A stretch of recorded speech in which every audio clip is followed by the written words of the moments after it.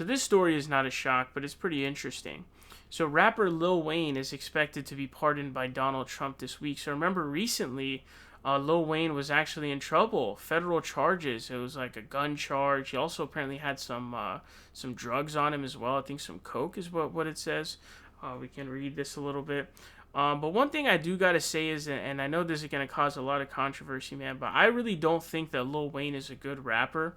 Um, a lot of people like to call him a goat, which means like he's one of the best. I don't really see why. Anybody who tries to say he's lyrical, if you listen to the lyrics that people claim are lyrical, they're always just these super cringy puns. Like say I don't know, he has some line about like having a kid on a staircase and saying, "Oh, that's a stepchild."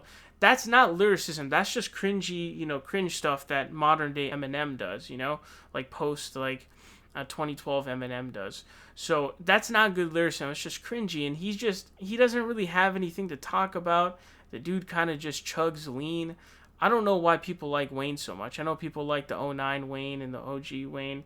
Even that Wayne, while some of his music was catchy, he just isn't all that, man. He's not, I think that I feel like Jay-Z is below a category below like Nas and Biggie, but I don't even have Lil Wayne anywhere near Jay-Z. So I don't know why people be overhyping this dude a lot. So it says Wayne is currently facing a federal weapons charge stemming from a December 2019 incident in Miami. Last month, he struck a plea deal with the federal government, agreed to plead guilty to illegally possessing a loaded weapon, but still face up to 10 years in prison if convicted. So remember that Lil Wayne met with Trump and basically had done a, what was it? It was just like a photo op essentially of support for Donald Trump for president of the United States.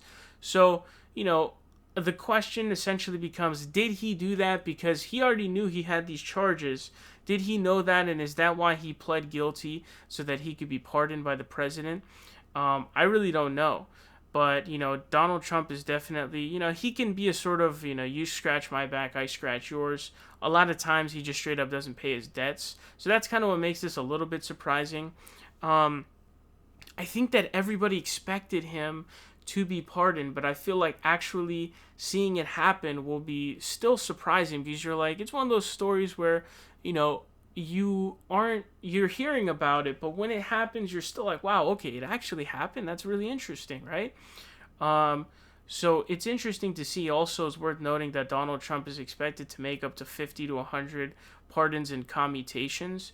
Commutations meaning lowering sentences rather than pardoning, which is just, a forgiveness of guilt essentially, and cannot be, convicted of anything or serve any prison time or anything like that.